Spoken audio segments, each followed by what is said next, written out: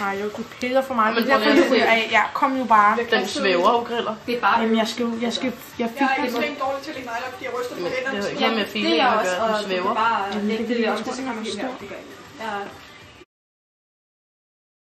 Hvad kan man ellers så lave? Hvad laver man så ellers her? Massage og afslapning og styrketræning. Du spørger rigtig dumt, men sansestimulering, hvad er det for noget? Ved I det? Hvor man stimulerer sanserne. Okay.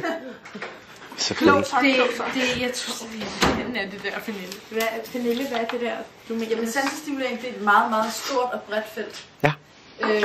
Hvor man går ind og stimulerer sanserne på mange forskellige måder. Og det er blandt andet vores balancesans, og vores fodsans, og vores kinestetiske sans, der fortæller vores yderstilling.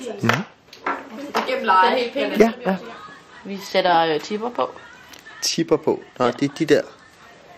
Yes. Okay. Her.